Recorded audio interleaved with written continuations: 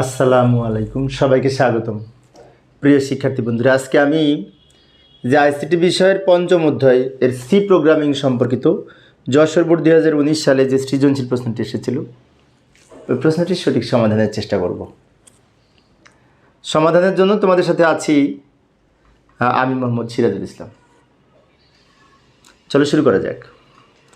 প্রথমে এই যে প্রশ্নটি আমি উপস্থাপন করেছি, তো প্রশ্নটা আমি একটা কাজ করেছি, এই বাম দিকে উদ্দীপক দেখিয়েছি, আর এই উদ্দীপকের আলোকে প্রশ্নগুলি আমি ডান দিকে উপস্থাপন করেছি জায়গা সেভ করার জন্য। কারণ এই নিয়ম হচ্ছে এই প্রশ্নের নিচে এই উদ্দীপকের নিচে প্রশ্ন থাকবে, কিন্তু এটা লিখতে গেলে লেখাগুলো অনেক ছোট হয়ে যায়, বোঝা মুশকিল হয়। সেজন্য আমি একটু বড় করে উপস্থাপন করার জন্য পাশাপাশি রেখেছি। তো উদ্দীপকের আলোকে গ এবং ঘ নং প্রশ্নের উত্তর দিতে হবে। ক খ এই দুটো কিন্তু উদ্দীপক ছাড়াই দেওয়া যায়। খ নাম্বারে বলেছে হেডার ফাইল কি। তো হেডার ফাইল হচ্ছে এই যে এটা ইনক্লুড stdio.h। যদিও এখানে প্রোগ্রামে ভুল আছে, ভুলটা আমরা সংশোধন করব। প্রশ্নেই ভুল আছে, সেই ভুলগুলো কী কী ডিবাগিং করার সময় আমরা করব। কিন্তু এই লাইনটাকে বলা হয় হেডার ফাইল। যদিও এখানে এই যে এইখানে ব্র্যাকেট, ফার্স্ট ব্র্যাকেট হবে না, এখানে কিছু মিস্টেক আছে, এগুলো আমরা সমাধান করব। কিন্তু ক নাম্বারের আগে উত্তর লিখি। ক নাম্বারে বলেছে হেডার ফাইল কি। তো হেডার ফাইলের সংজ্ঞাটা এইভাবে লিখতে পারি: সি প্রোগ্রামে ব্যবহৃত বিভিন্ন ফাংশনসমূহ যে ফাইলে অন্তর্ভুক্ত থাকে তাকে হেডার ফাইল বলে। সি প্রোগ্রাম হচ্ছে পূর্ব থেকে তৈরিকৃত একটি ফাংশন বলা যায়। বিভিন্ন পূর্ব থেকে তৈরিকৃত বিভিন্ন ফাংশনের কার্যাবলী সি ইনক্লুড conio.h এইগুলো হচ্ছে হেডার ফাইল। আবার উদ্দীপকে যাব। খ নাম্বারে কী বলেছিল? খ নাম্বারে বলেছে সি এবং সি প্লাস প্লাস এর মধ্যে ভিন্নতা কি ব্যাখ্যা করো। অর্থাৎ সি একটি প্রোগ্রামিং ভাষা এবং সি প্লাস প্লাসও প্রোগ্রামিং ভাষা, দুইটার মধ্যে পার্থক্য লিখব, তাই না? তো এইভাবে পার্থক্যটা আমরা দেখাতে পারি। তো লক্ষ্য করি সি এবং সি প্লাস প্লাসের মধ্যে কিছুটা ভিন্নতা লক্ষ্য করা যায়। যেমন সি একটি সাধারণ কাজের জন্য ব্যবহার উপযোগী ভাষা।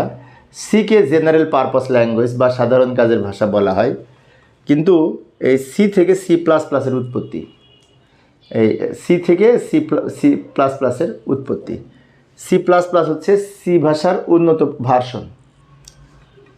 সি ভাষাকে প্রোগ্রামিং ভাষার জনক বলা হয়, আর সি ভাষা থেকেই মূলত এই সি প্লাস প্লাসের উৎপত্তি হয়েছে। সি হলো স্ট্রাকচার প্রোগ্রামিং ভাষা, অন্যদিকে সি প্লাস প্লাস হচ্ছে অবজেক্ট ওরিয়েন্টেড প্রোগ্রামিং ভাষা, ওওপি।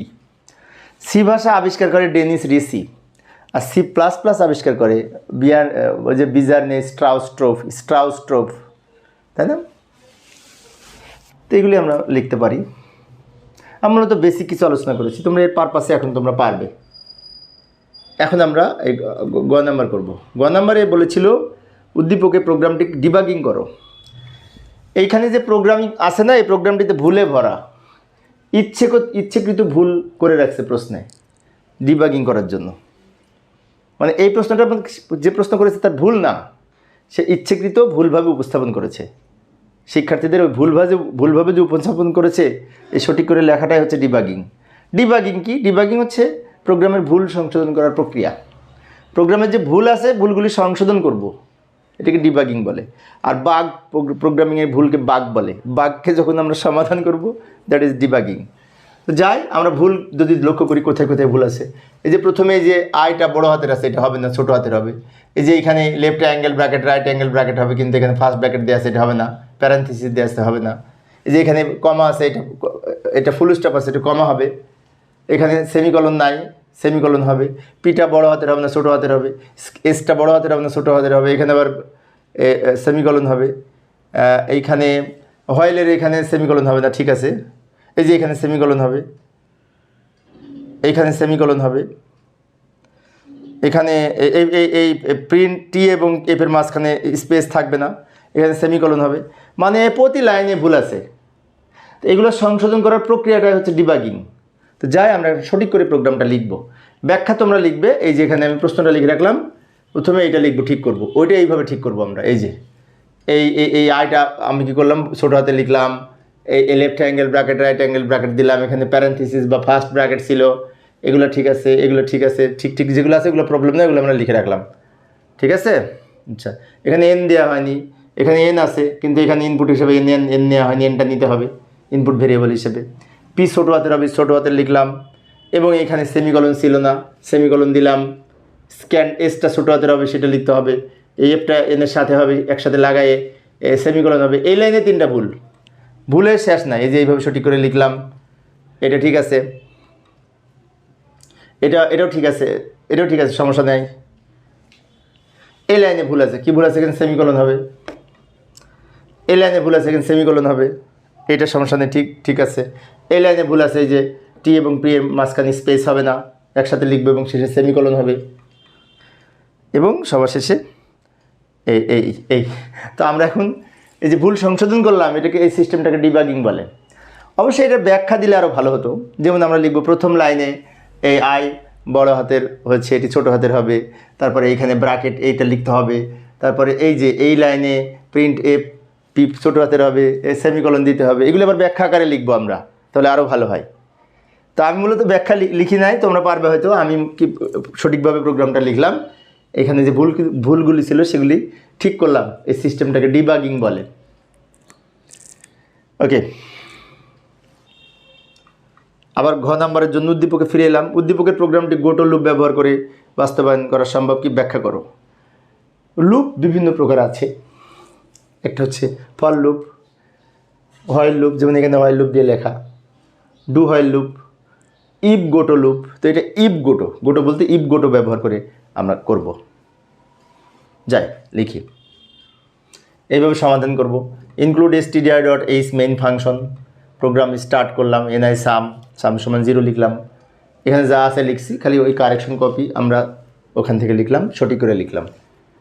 এরপরে প্রিন্ট এফ, এই লাইনটাও লিখবো, কোনো সমস্যা নাই। স্ক্যান এফ, এটাও লিখবো, সঠিক করে লিখবো। এখানে বড় হাতে ছিল না, আমরা ছোটো হাতে লিখবো, এটা ঠিক আছে, সমস্যা নাই।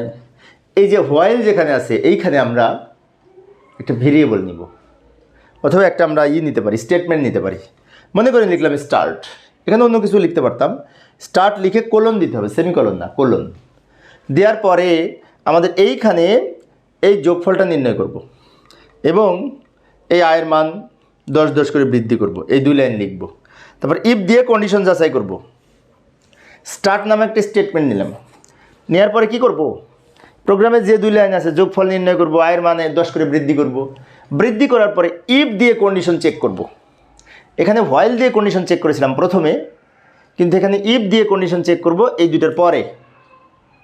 কন্ডিশন সত্য হলে আবার ঘুরে কোথায় যাবে সে কথা লিখে দিব, গো টু স্টার্ট।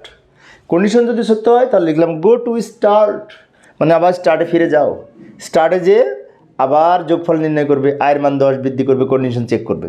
সত্য হলে গো টু স্টার্ট, আবার স্টার্টে ফিরে যাবে। এখানে অনেক ক্ষেত্রে লেবেল দেয়, এখানেও লেবেল, এখানেও লেবেলে, এই গোটোর ক্ষেত্রে আমরা ব্যবহার করে থাকি। এগুলো আমরা ইচ্ছে মতো ব্যবহার করতে পারি। এবার এরকম করতে করতে করতে করতে যখন যোগফল নির্ণয় শেষ হবে, তখন প্রিন্ট এফের মধ্যে এই যে প্রিন্ট এফ সামের মানটা লিখে প্রোগ্রাম শেষ করে দিবে।